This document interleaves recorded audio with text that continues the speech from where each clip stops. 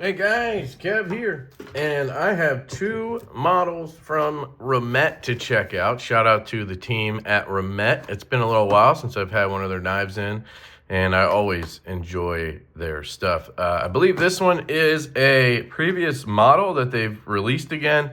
I've never handled it, and this one is a new version of their gravity style knife. So let's check that one out first, unless I mix up the boxes, but should be, this is the Sharp Leopard.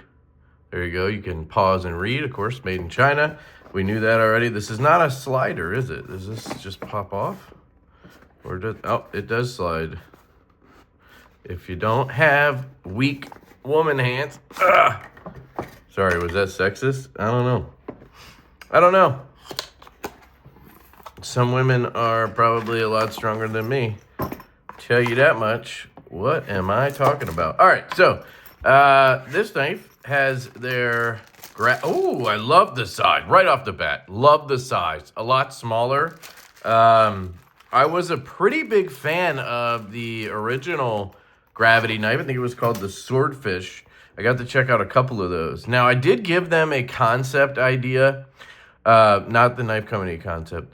The thing concept. CON. So what I was thinking was they could integrate a secondary lock onto the knife, and I'll talk about that in a second. I'm hoping that they look into it and see if engineering-wise it's possible. I'm not an engineer, so I don't know. It looks like they're using the same exact slip from the Swordfish, so it's a little bit big for the knife. Might have been cool if they made a shrunken down one, because the reason I would like them to do this secondary lock that I'm talking about is because this is bulky in your pocket, right? Now, of course, you're going to use the clip. So the whole point of this is you slide it into the slip, and then you can use the clip in your pocket. So you kind of have a clip slip in a way. But if they would have shrunk this down a little bit to size, I think that would have been nice. But, you know, these are little things. But I just wanted to show you how that works. You put it in, and then you use the clip in your pocket. Some people probably think it's just a regular slip. That's what I thought at first. But the quality is good on it. They do a great job on the slip, and it's included with the knife. Now, it kind of has to be, because this knife is a gravity knife. So you saw there, I pushed the button, and it slides these two pieces out. Now, I like this one better immediately because on the first one, these tabs were kind of up here, and they were really spread out. They were like wings on the knife.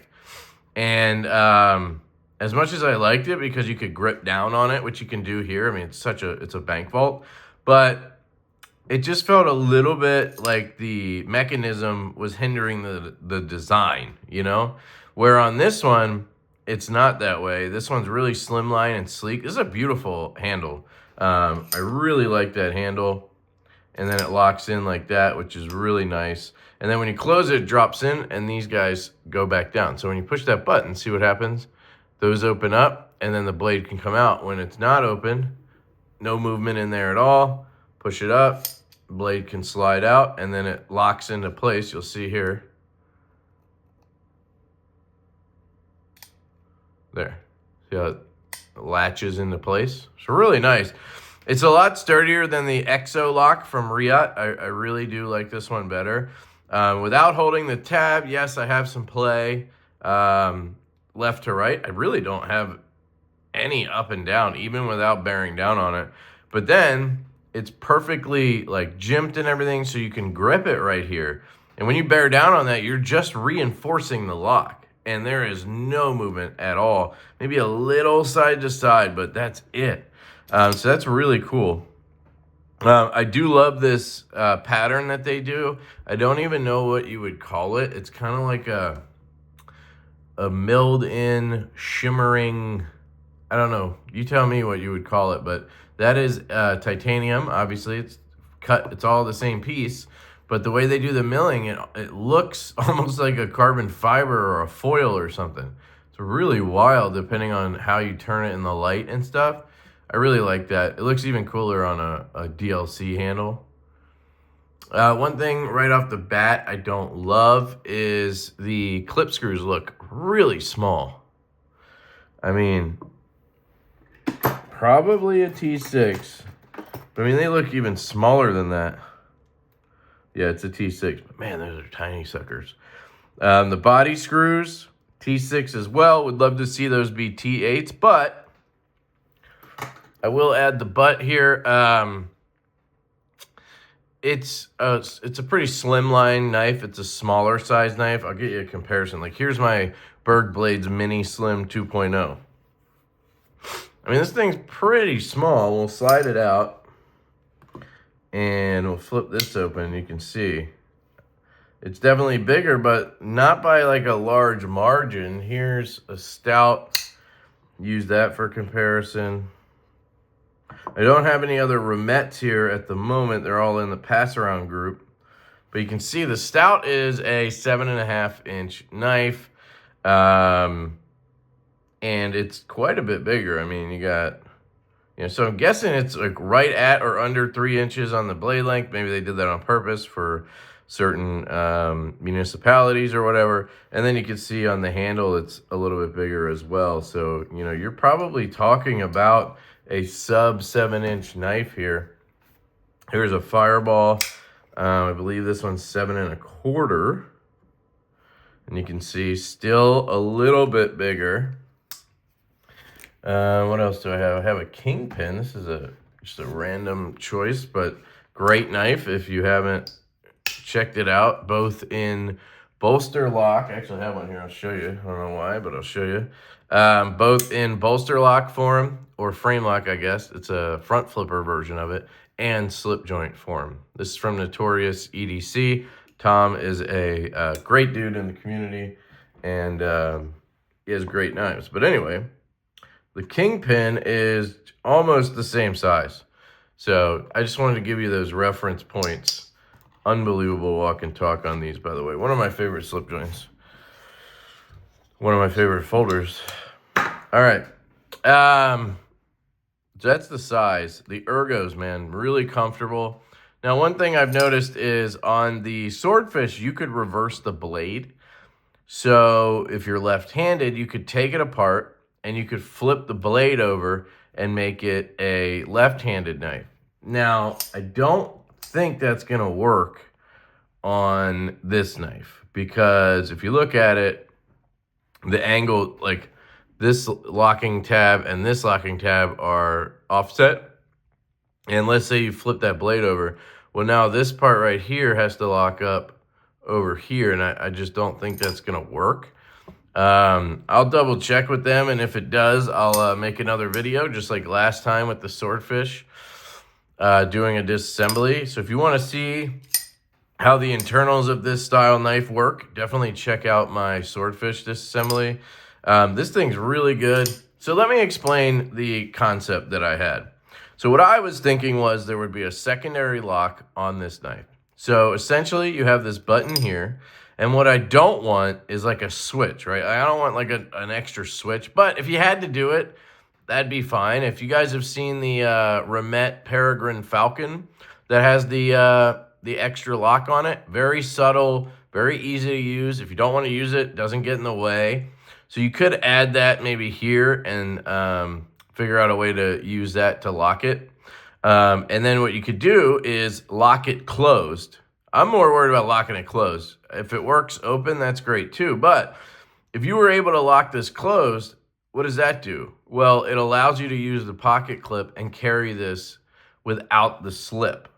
The reason they include the slip, if you're wondering, is if you accidentally bump this in your pocket, now you'd have to accidentally deploy it almost like an OTF, but it's it takes a little less pressure. I have a new OTF here. Kershaw sent me the live wire in reverse Tanto, really digging it.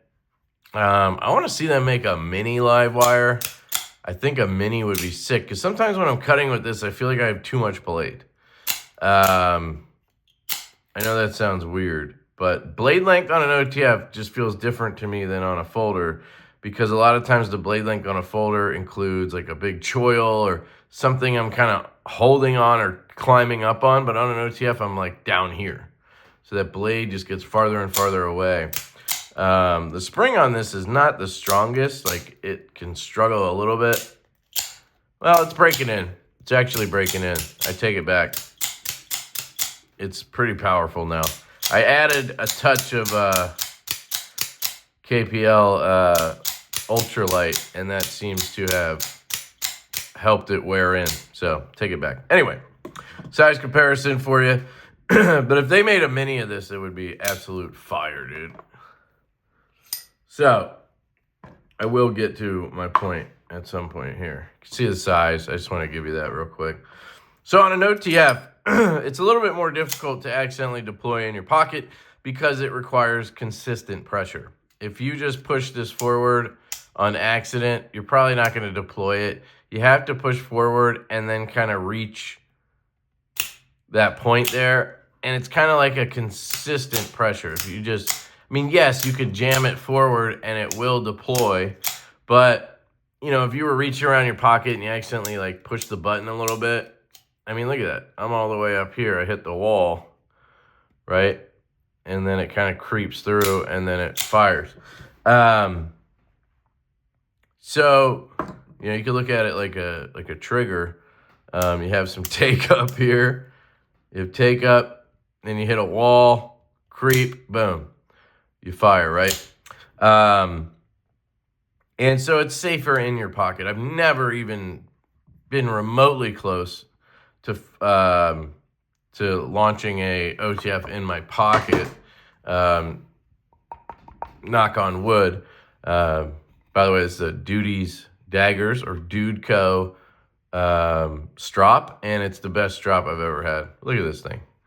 Sexy as all hell, and it works extremely well. And you get a nice wide piece of leather. I really like that versus the skinny ones that I've always used. So shout out to Dudeco. Absolutely fantastic strop. And I think it was pretty affordable compared to other strops like that. All right. So that's why this is safer in your pocket than this, because this doesn't require any consistent pressure. It doesn't have a wall or anything like that. It just, you push forward. It's all the same. A little push and it's coming out. So if you had this in your pocket and you accidentally reached in and maybe like pushed your finger like this, you could actually, you know, your knuckles or something, you could actually deploy it. I think it'd still be pretty rare, but Remette is being pretty damn smart by giving you that slip and making it obvious that they don't want you to clip carry it. So imagine if, now we'll see if anybody actually likes this idea after it took 13 minutes to get to it. Imagine if this button could click down. So like, this is the standard operation of the button, right? You push it up, it does its thing. But then this is where it stops right here, right? I can't go down or anything. I can just go up. Imagine if you could pull it down and it clicked into place. And that was a secondary lock essentially. So it would lock into place, and now you'd have to break that, right? You'd have to click past that detent or whatever it would be, a latch or whatever, and then push forward and get your knife out. So one, it's safer because you have that lock. Now you can carry it with the clip, no problem. It looks the same. You don't have secondary tabs or switches or anything on here, which is really cool. And it's also still very easy to use because let's say you're in that locked position, all you got to do is push forward, right? And you click through that lock and then keep going and your blade comes out. You don't have to do anything different. It's still going to be very intuitive. And then when you close it, you just let it fall down, let the blade fall, let go, and then click down. And you could have it where when it's open, you can click it down and lock it open, but I don't care about that because this lock is very good. It's not going anywhere. And when you hold the knife, you literally strengthen the lock. So I don't need a secondary lock open. I just want it on close. And I think it could work if they somehow put a little you know, a little hole in the blade. Let's say you added, here's my idea. Let's say you added a little hole like down here in the blade, right? Because this blade is longer than what you see, right? It comes into the handle a little bit. Has to come in a little bit. Well, let's see. Maybe not. Maybe a little more is in there, right? There's got to be enough to lock up on and everything. Well, if you added a hole in the blade, like right at the bottom of the tang in the middle of the blade, and then you added a little like tab onto this bar on the inside, and when you push down, that tab kind of went and goes into that hole. So you'd close it, and then, oh shit, it wouldn't work because the blade's in the handle right now. And you obviously don't want a hole in the middle of your blade, right? So, I don't know. There's got to be a way to do it. Whether it's a little tab that goes in or maybe a bracket that closes down when you do that. Or, honestly, it could, instead of doing anything with the blade, what if it locked these? So it could somehow lock the brackets from working. Okay, my daughter Sabrina has joined us. Say hi, Breen. Hi. Oh, it's down here if you want to wave. Hi. So yeah, that's my idea. Somehow make it so this goes down and locks it in place when it's closed. That's my thought. But that is the Leopard. And Leopard? yeah, you like it? Yeah, but I was Cool name, right? But I was watching a Leopard YouTube on my iPad, and it got trapped in a well, and people helped it out. Oh, that's so nice But of they're them. driving it away. Yeah, they have to be careful because the leopard can be dangerous. And put it in a safe place where there are no wells. Yeah, watch out. Don't reach down here. I have the knife out. But yeah, it's M390 and very, very cool knife. So let me set that aside and we can look at the next one. Do you want to open it? Yeah. Or you want to play with the magnets? You can do whatever you want. I'm gonna put the magnet. Okay. Here, I'll do this part. And then there's a pouch. There you go. Can I open This one is it's satin and copper foil, and it's the titanium pocket knife. So that's all I got right now. Sorry. I'll zip it off. What? Here. Take the knife. Whoa, let me see.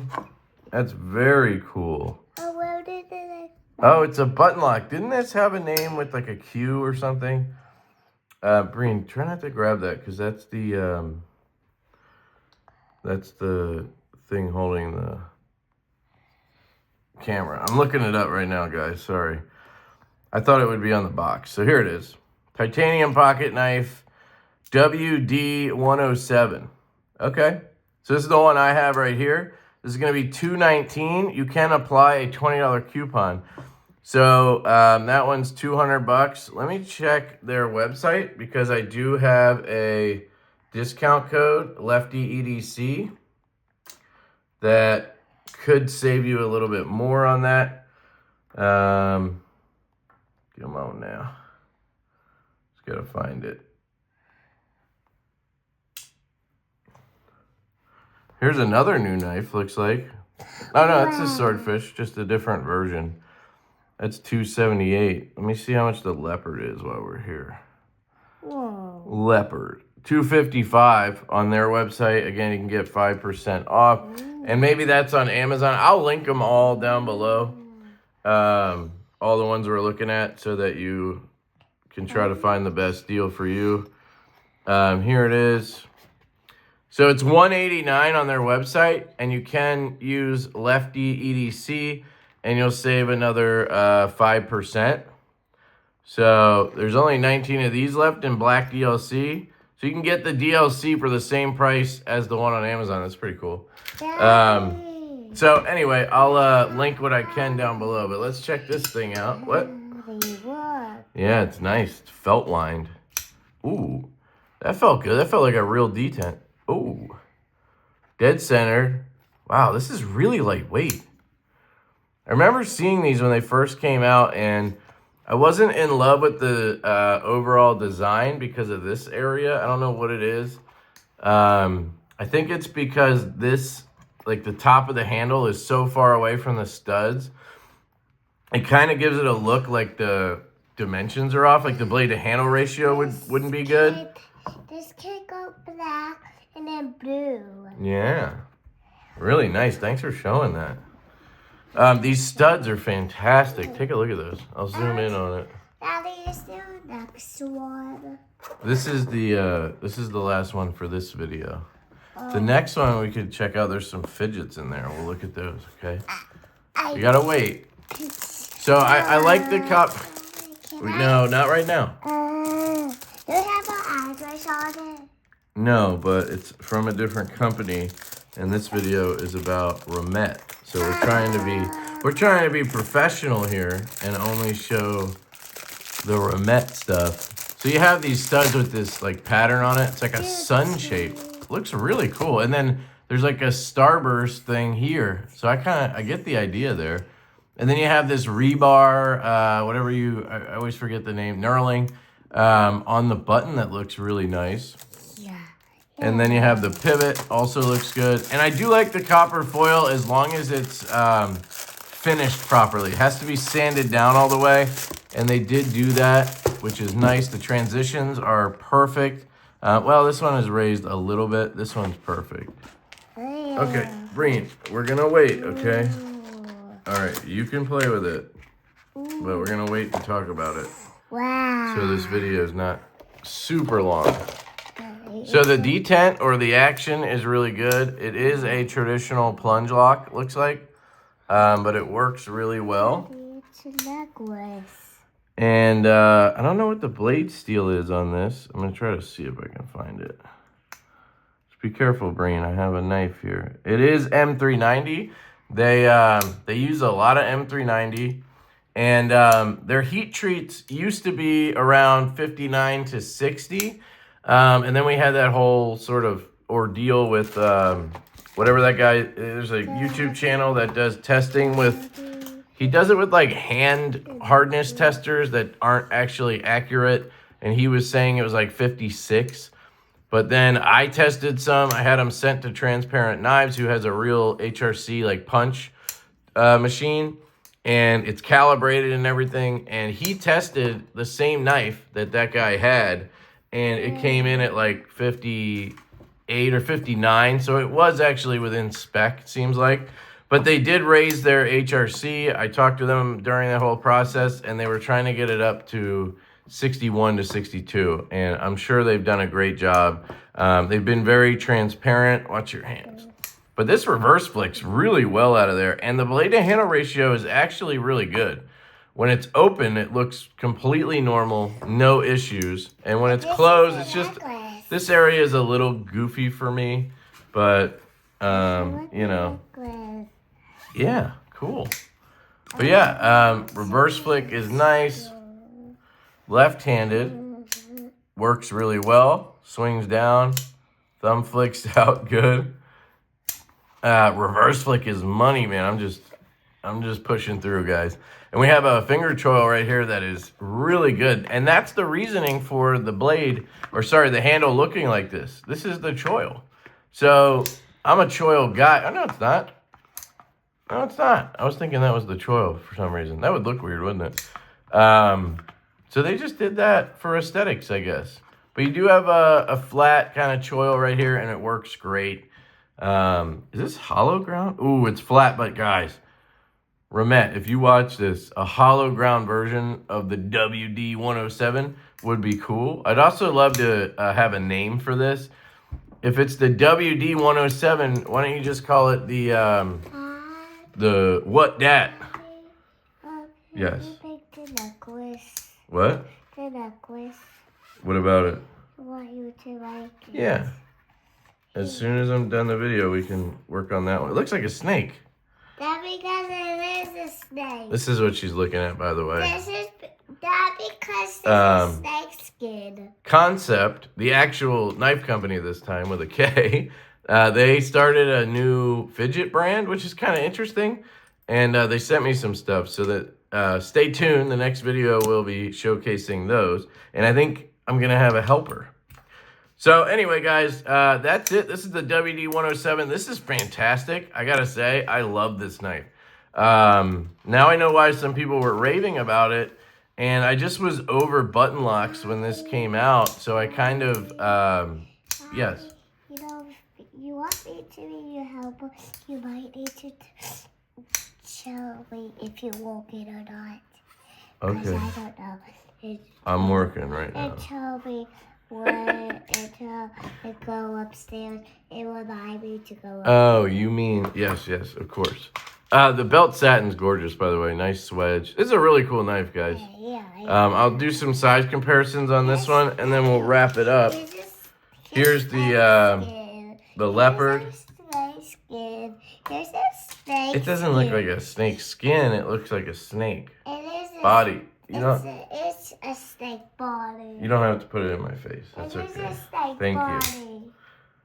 So it's a little bit smaller than the live wire. Definitely bigger than the leopard here.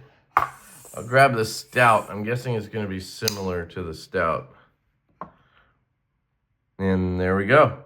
So it's about a 7.5 inch knife, maybe slightly bigger, 3.5 inch, something like that on the blade, 3.4. Really good EDC size. It's pretty slim too. And it doesn't feel like a button lock. It feels like a detent. There's barely any movement when it's closed. I can do this, but if you're really, just thinking about the closed position, like the way plunge locks work, you can kind of pull it out a little bit. But it doesn't have that bouncy detent lash feeling. Yes. Can I open No, not right now. We're going to do those in a second, okay? So there you go, guys. Let me know what you think. I'm going to put links down below. And I appreciate you guys. I appreciate Remette very much. Thank you for sending along some very cool knives. Breen, do you want to say thank you to Remette? Thank you, Remette. And say bye to the people? Bye, people. Bye, guys. Love ya. Catch you on the next one. Peace. Peace.